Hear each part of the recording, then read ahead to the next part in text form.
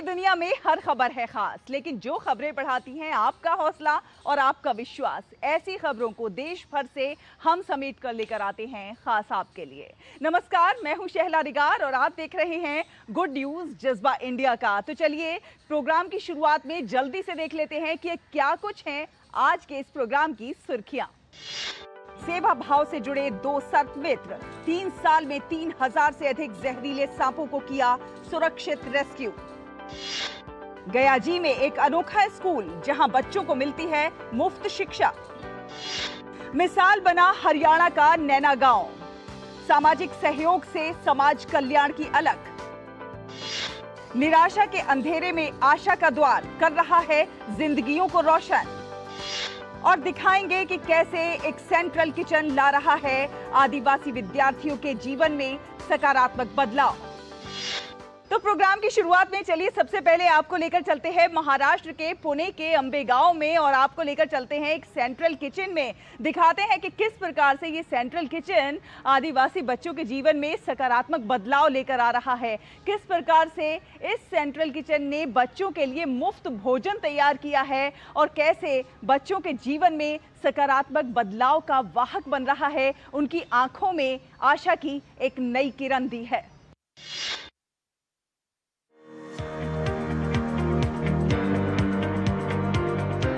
ये रसोई सिर्फ एक रसोई नहीं है, बल्कि ये कई विद्यार्थियों की उम्मीदों और सपनों को पूरा करने का माध्यम भी है। महाराष्ट्र के पुणे जिले के अंबेगांव तहसील स्थित घोड़गांव में एकीकृत आदिवासी विकास विभाग और स्त्री शक्ति संस्था के सहयोग से इस सेंट्रल किचन की स्थापना की गई है। इस रसोई के माध्यम से लगभग 4500 आदिवासी छात्राओं को प्रतिदिन पौष्टिक और गुणवत्तापूर्ण भोजन उपलब्ध कराया जाता है। यह भोजन न सिर्फ समय पर दिया जाता है, बल्कि इसमें बच्चों के पोषण का भी विशेष ध्यान रखा जाता है, जैसे कि रागी, हरी पत्तेदार सब्जियां, चपाती, भात, पराठा, इडली, मिसल पाव और रागी नारियल बिस्कुट जैसे तत्व जो बच्चों में कैल्शियम और हीमोग्लोबिन बढ़ाने में मदद करते हैं। मैं स्त्री शक्ति संस्था के माध्यम से महाराष्ट्र के आदिवासी प्रकल्पों में काम कर रही हूँ। इन प्रकल्पों के अंतर्गत आदिवासी बच्चों को गर्म, ताज़ा, पौष्टिक भोजन लंच, डिनर और स्नैक्स के रूप में दिया जाता है। हमें घोड़ेगांव आदिवासी प्रकल्प पे काम करते हुए 3 साल हो चुके हैं। हमारे गांव में जब सेंट्रल किचन शुरू हुआ तब से मैं यहाँ काम कर रही हूँ। मेरे साथ और भी महिलाएं यहाँ काम करती हैं। हमारा काम सुबह 5 बजे से शुरू हो जाता है। आदिवासी समाज के लोगों को यहाँ काम मिला है। जो भी यहाँ आता है उसे काम दिया जाता है। किसी के साथ कोई भेदभाव नहीं होता। ये सेंट्रल किचन जुन्नर, अंबेगांव और खेड़ तहसीलों की 16 आश्रम शालाओं के लिए काम करता है। 3 एकड़ में फैली यह आधुनिक रसोई स्वच्छता, पोषण और सुरक्षा के सभी मानकों पर खरी उतरती है। यहाँ पर सीसीटीवी निगरानी, जीपीएस ट्रैकिंग, आरओ वाटर और प्रतिदिन कर्मचारियों के स्वास्थ्य जांच जैसी सुविधाएं हैं। इसका सबसे खास पहलू है यहाँ काम करने वाली आदिवासी महिलाएं और युवा, जिन्हें यह प्रकल्प आजीविका और आत्मनिर्भरता दे रहा है। पहले जो महिलाएं जंगल और प्राकृतिक साधनों पर निर्भर थी, आज वे स्वाभिमान के साथ भोजन कर रही हैं और वही भोजन स्कूलों में पढ़ने वाले बच्चों को दिया जा रहा है। इससे इन महिलाओं को आत्मसंतोष और सम्मान भी मिल रहा है। मेरे पिताजी किसान हैं, ज्यादा कमाई नहीं होती। सेंट्रल किचन की वजह से हमें पेट भर और अच्छा खाना मिल रहा है। हफ्ते में 1 दिन चिकन भी दिया जाता है। इसके साथ सलाद, इडली, अंडे जैसे पौष्टिक आहार भी मिलते हैं। आगे चलकर मैं नर्सिंग का कोर्स करना चाहती हूँ और मुझे पूरा विश्वास है कि मैं अपने लक्ष्य तक जरूर पहुँचूंगी। इन आदिवासी बच्चों के आहार की निगरानी करना एक बड़ी चुनौती थी। ऐसे बच्चों को समय पर और पोषण युक्त भोजन उपलब्ध कराना बहुत कठिन कार्य था। इसी समस्या को हल करने के लिए सेंट्रल किचन की संकल्पना सामने आई। अब इन बच्चों को हर दिन अच्छा, पौष्टिक और गुणवत्तापूर्ण भोजन दिया जाता है। यह स्त्री शक्ति संस्था के माध्यम से संचालित किया जा रहा है। स्त्री शक्ति संस्था की प्रमुख मनिंदर बेदी के प्रेरणादायक यात्रा 1998 में शुरू हुई थी। उन्होंने मिड डे मील से शुरुआत की, महिलाओं को साथ लेकर घरेलू व्यवसाय शुरू किया और अब इस प्रकल्प से हजारों विद्यार्थियों और महिलाओं के जीवन में रोशनी फैलाई है, जिससे शिक्षा, स्वास्थ्य और रोजगार इन तीनों स्तरों पर आदिवासी समाज में स्थायी बदलाव आ रहे हैं। ऐसे प्रकल्प सिर्फ भूख नहीं, बल्कि भविष्य भी संवारते हैं और इसलिए कहना पड़ेगा, त्याग का कोई नाम नहीं होता। पुण्य से यह देश बना है, कल्प वृक्ष खड़ा दिखता है। उसकी छाया में बना मंदिर ही सत्य, शिव और सुंदर होता है। गुड न्यूज जज्बा इंडिया के लिए पुणे से रोहन गवली की रिपोर्ट, डीडी न्यूज। तो देखा आपने कैसे ये सेंट्रल किचन आदिवासी बच्चों में शिक्षा की अलख जगा रहा है। और अब आपको लेकर चलते हैं बिहार के गया जी। हम जानते हैं कि बिहार आदिकाल से ज्ञान की धरती कहा जाता है और बिहार के गया जी में एक अनोखा स्कूल चल रहा है। जी हाँ, अनोखा इसलिए क्योंकि यहाँ पर सड़क पर भीख मांगने वाले बच्चों को और जो गरीब और वंचित तबके के बच्चे हैं उनको मुफ्त शिक्षा दी जा रही है। ना सिर्फ मुफ्त शिक्षा दी जा रही है बल्कि उनको विदेशी भाषाएं और देसी भाषाएं सभी का ज्ञान भी दिया जा रहा है। आपने भी कई बार सड़क पर या धार्मिक स्थान के आसपास बच्चों को भीख मांगते हुए देखा होगा। बिहार के सबसे बड़े तीर्थ स्थलों में शामिल गया जी में ऐसे बच्चों की संख्या काफी ज्यादा थी जो समाज के लिए शर्मनाक और चिंता का विषय भी थी। ऐसे में 15 साल पहले 50 वर्षीय रामजी मांझी ने नई पहल शुरू की।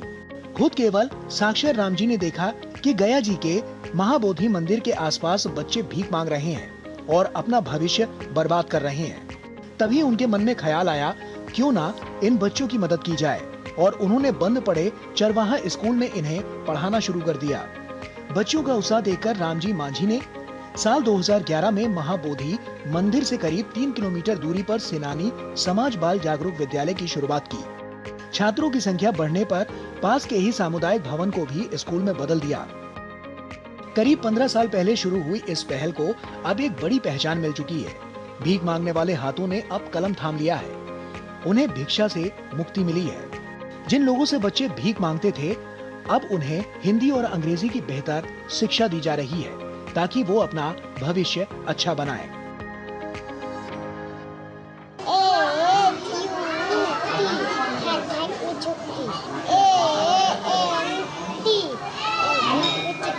पहले कचड़े वगैरह में खेलते थे, बस होते थे, बस में लटक जाते थे, मतंगे पे भीख मांगते थे, बिस्कुट मिलता था तो अति कटोरा में भीख मांगते थे सब लोग। फिर सर ने बोला कि हमको स्कूल में आ जाओ पढ़ने, तो फिर हम लोग माँ बाप को बोला। कमलेश सर सर पढ़ाते थे, हम लोग को बहुत शिक्षा दिया, स्कूल मकान बनाकर कॉपी कलम दिया।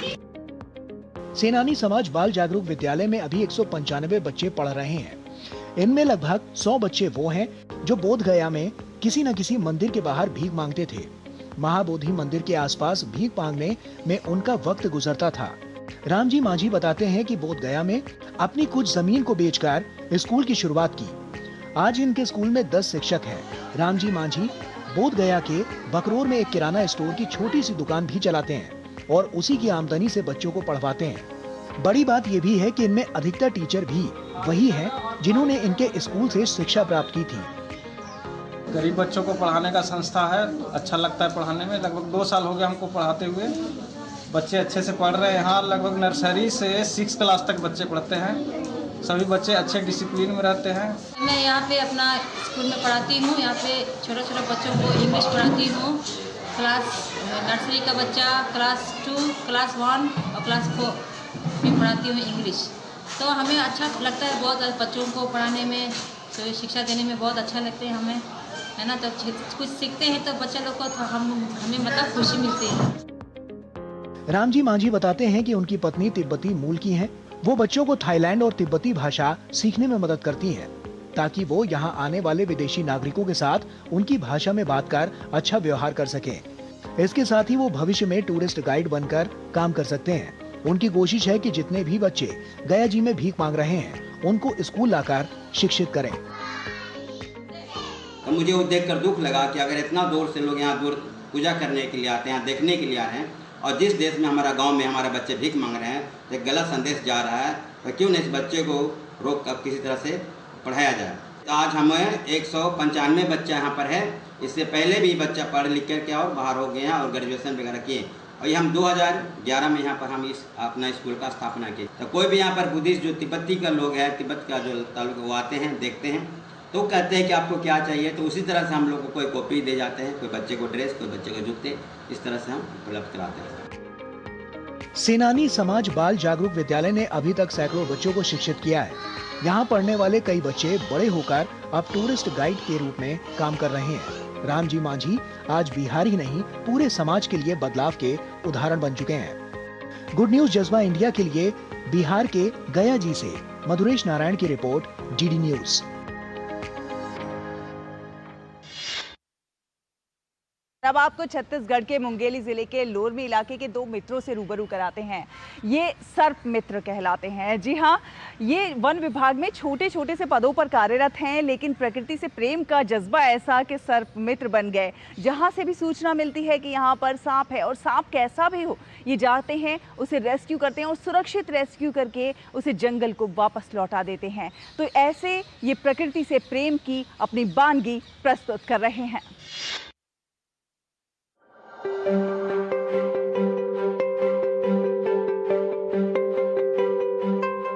मुंगेली जिले में सांप बचाने के लिए एक मुहिम चल रही है। आपको मिलवाते हैं ऐसे ही दो सर्प मित्रों से, जिन्होंने करीब 3 वर्षों में 3000 से अधिक अनेक प्रजाति के जहरीले सांपों का मैदानी इलाकों से रेस्क्यू कर सकुशल जंगल में छोड़ने का काम किया है। ये हैं मुंगेली जिले के लोरमी इलाके में सर्प मित्र सुरेश यादव और प्रदीप धीमर, जो वन विभाग में छोटे पदों पर कार्यरत होते हुए भी बिना किसी शुल्क के यह कार्य पूरी निष्ठा से कर रहे हैं। सूचना मिलते ही दोनों रेस्क्यू टीम के सदस्य जरूरी उपकरण के साथ मौके पर पहुंचते हैं और सांप को जंगल में सुरक्षित छोड़ देते हैं। हमारे घर में आज 4 पैर का चरगुड़िया सांप बहुत खतरनाक होता है। वो आया था जिससे घर में डर का बहुत माहौल बन गया, और जब हमको पता चला तो हम लोग रेस्क्यू टीम को इन्फॉर्म किए, तो वो लोग आए और उसको काबू में करके सावधानी पूर्वक ले जाए। इन दोनों सर्प मित्रों ने बीते 3 सालों में अनेक प्रजाति के सांपों का मैदानी इलाकों से सुरक्षित रेस्क्यू कर सकुशल जंगल में छोड़ने का काम किया है। इस काम में उन्हें जिला प्रशासन का भी सहयोग मिला है। अभी तक का हम लोग लगभग 3000 से ऊपर पकड़ चुके हैं, जो कि आसपास के ग्रामीण क्षेत्र में सूचना मिलने के बाद 10-15 मिनट या आधा घंटा भी लग जाता है, पहुंचते हैं और वहां सरकार सुरक्षित पकड़ के उसको जंगल में छोड़ देते हैं। निःशुल्क सेवा है। हमारे अधिकारी जो कलेक्टर साहब जो आदेश निकाले हैं स्नेक रेस्क्यू टीम के नाम से, उसी के आधार पे कर रहे हैं। सर्प मित्रों ने इस दौरान सांप, अजगर, अहिराज सहित अनेक प्रजाति के जहरीले सांपों का रेस्क्यू कर उन्हें जंगल में छोड़ा है। इसको लेकर उन्होंने बताया कि इसके लिए वे लोगों से बिना पैसा मांगे ही सेवा भाव से अब तक काम करते आ रहे हैं। उन्होंने लोगों से अपील करते हुए कहा कि सर्प दिखने पर उसको मारना नहीं, इसकी सूचना हमें दें, हम उसे सुरक्षित निकालकर जंगल में छोड़ने का काम करेंगे। उन्होंने बताया कि कई बार जहरीले सांप उन्हें काटने का भी प्रयास करते हैं। इस दौरान भी वे सावधानी पूर्वक सांप को रेस्क्यू कर जंगल में छोड़ देते हैं। लोगों की सेवा करना अब उन्हें अच्छा लग रहा है। वे इस काम को लगातार आगे भी करते रहेंगे। गुड न्यूज जज्बा इंडिया के लिए छत्तीसगढ़ के मुंगेली से संदीप सिंह ठाकुर की रिपोर्ट, डीडी न्यूज।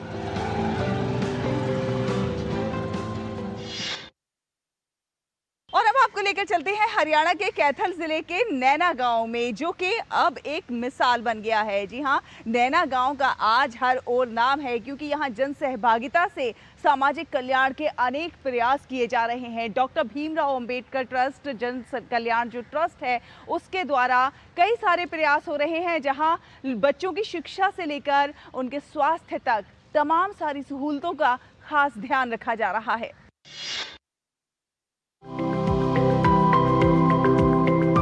आज के वर्तमान समय में जब हर व्यक्ति अपने जीवन की उधेड़-बुन में व्यस्त रहता है, ऐसे समय में हरियाणा के कैथल के नैना गांव के लोगों का समाज के लिए कुछ कर गुजरने का जज्बा देखते ही बनता है।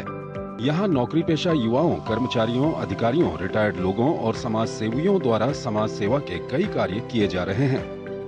एक बहुत बढ़िया मंच मिला है हमको। अगर हम इसमें पास होके अपना 100% देके और बच्चों को साथ लेके अगर हम जॉब की तैयारी करें और जॉब को प्राप्त कर लें, तो हम अपना भविष्य को सुधार सकते हैं। मेरी तो सबसे यही कामना है, या सब बच्चों से रिक्वेस्ट है कि सभी बच्चे आएं, इस लाइब्रेरी में आके पढ़ें, उनको सब चीज़ हम प्रोवाइड करेंगे। दरअसल कुछ वर्ष पूर्व गांव नैना में एक समुदाय के कुछ ग्रामीणों ने मिलकर समाज के सहयोग और कल्याण के लिए ट्रस्ट के सदस्यों द्वारा अपने समुदाय के जरूरतमंद लोगों की दुख सुख में मदद करने और युवा वर्ग को नशे से दूर रखने और उनका ध्यान पढ़ाई की ओर लगाने को लेकर गांव में एक लाइब्रेरी की शुरुआत भी की गई। यहाँ बच्चों को पढ़ाई से संबंधित सभी सामग्री मिल जाती है और वो भी बिल्कुल मुफ्त। हम शिक्षित नहीं होंगे, हमारे बच्चे शिक्षित नहीं होंगे, तब तक हमारा उत्थान होना बहुत ही मुश्किल है। तो इसलिए हम सब ने एक सोच के साथ एक ट्रस्ट बनाकर और इस लाइब्रेरी का हमने संचालन किया है ताकि हमारे बच्चे आए, यहाँ पढ़ें और एक अच्छे सपने लेकर अपने पैरों पर खड़े हो सकें। ट्रस्ट के सदस्य बताते हैं कि गांव में पुस्तकालय खोलने को लेकर ये सोच है कि गांव के युवाओं को अच्छी पढ़ाई करने और शिक्षा में आगे बढ़ते हुए वो प्रतियोगी परीक्षाओं में सफल होकर अच्छी नौकरी पाकर अपने जीवन में सफल हो सकें। और इसके साथ साथ जब युवा अपना समय पुस्तकालय में पढ़ाई की ओर लगाएंगे तो वो नशे और अन्य सामाजिक बुराइयों से भी बचे रहेंगे। उन्होंने बताया कि बच्चों और युवाओं का लाइब्रेरी में आकर मन लगाकर पढ़ने का रुझान लगातार बढ़ रहा है। NCERT वगैरह किताबें भी दी हैं, +2 तक की 2-2 सेट दिए हैं ताकि कोई गरीब बच्चा अगर खरीद नहीं सकता तो यहाँ से लेके पढ़ाई कर ले। और हर तरह के कंपटीशन की किताबें, चाहे UPSC की हो, SSC की हो, HPSC की हो, सभी तरह की किताबें दी हैं। नैना गांव के इस जन कल्याणकारी ट्रस्ट ने गांव में न केवल पढ़ने वाले युवाओं के लिए पुस्तकालय बनाया है, बल्कि गांव की बेटियों की शादी में टेंट से लेकर बर्तनों तक की व्यवस्था को संभाला जा रहा है, जिससे अभिभावकों पर शादी में प्रबंध करने की जिम्मेदारी कम हो जाती है। इसके साथ साथ गांव में बेटी की शादी के समय ट्रस्ट द्वारा शगुन भी दिया जाता है।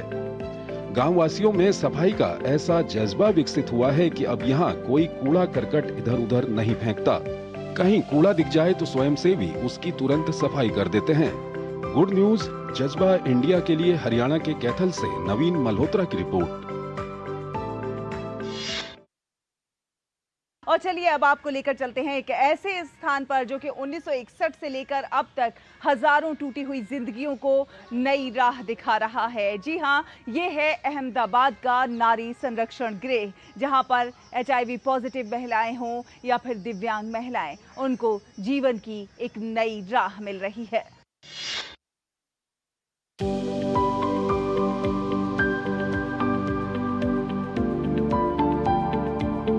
जब एक महिला के लिए जिंदगी के सारे रास्ते बंद हो जाते हैं, अपने भी साथ छोड़ देते हैं और जब शरीर और दिमाग दोनों बीमार हो जाते हैं, तब वो महिला कहां जाए, उसे कौन संभाले और कौन उसका इलाज करे।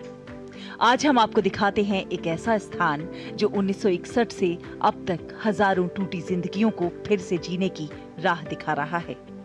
जिंदगी बंद दरवाजों के पीछे छुपी होती है, जिनकी चीखें बाहर नहीं आती। दर्द इतने गहरे होते हैं कि उनके सपने और उम्मीदें भी दम तोड़ देती हैं। लेकिन निराशा के अंधेरे में भी एक दरवाजा खुलता है जो इन जिंदगियों में फिर से रोशनी लाता है।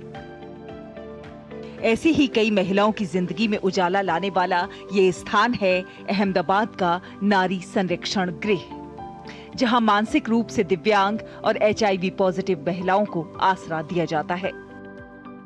1961 में इसकी शुरुआत नारी संरक्षण गृह के रूप में हुई थी। ये विशेष रूप से मानसिक रूप से दिव्यांग और HIV पॉजिटिव बहनों के लिए एक सुरक्षित घर है। पूरे राज्य से, चाहे वह सखी वन स्टॉप सेंटर हो, पुलिस स्टेशन, कोर्ट या 181 के जरिए, जहां कोई भी मानसिक रूप से अस्वस्थ या HIV पॉजिटिव महिला मिलती है, उनके लिए हम एक दीर्घकालिक व्यवस्था उपलब्ध कराते हैं। ये सरकारी घोषित संस्थान है और यहाँ आने से पहले कुछ मेडिकल टेस्ट जरूरी होते हैं। अहमदाबाद के ओढ़व इलाके में स्थित ये नारी संरक्षण गृह केवल इलाज नहीं करता, बल्कि महिलाओं को आत्मविश्वास और आत्मसम्मान के साथ जीना भी सिखाता है। ऐसी कई महिलाएं जिन्हें पागल कहकर समाज ने छोड़ दिया था, लेकिन यहाँ उन्हें ठीक करके परिवारों में वापस भेजा गया है और आज वे छोटी बड़ी नौकरियां करके अपना जीवन आत्मसम्मान से निर्वाह कर रही हैं। मेरी बेटी घर से रूठ कर चली गई थी, बहुत ढूंढा लेकिन कहीं नहीं मिली। आखिर यहाँ से मिली। उसकी मेंटल की दवाई चल रही है। रोज नींद में से उठकर आज भी कहती है, मुझे वहाँ जाना है, मुझे सबकी बहुत याद आ रही है, सबके प्यार की बहुत याद आ रही है। मुझे कहती है घर से ज़्यादा मुझे वहाँ अच्छा लगता है। सही में मेरी बेटी मुझे यहाँ मिल गई। यहाँ सब लोगों का दिल से बड़ा आभार है। मेरे पापा मुझे संभालते थे, लेकिन उनके देहांत के बाद मुझे यहाँ पर एक मासी छोड़ गई थी। लेकिन यहाँ अच्छा लगता है। यहाँ डांस सिखाते हैं, गरबा सिखाते हैं, खेलने को और फिल्में देखने को भी मिलता है। सब लोग बहुत प्यार से रखते हैं। इतना तो परिवार वाले भी नहीं करते जितना यहाँ की मौसी और दीदी करते हैं। जब पूरी दुनिया साथ छोड़ दे तब कोई हाथ थाम ले, वो पल किसी चमत्कार से कम नहीं होता। ये केवल एक संस्था नहीं बल्कि उम्मीदों का ऐसा केंद्र है जहां अंधेरे में डूबी जिंदगी ने दोबारा रोशनी से दोस्ती की है। गुड न्यूज जज्बा इंडिया के लिए अहमदाबाद से कुणाल चौहान के साथ ख्याति वाजपेयी जैन की रिपोर्ट, डीडी न्यूज।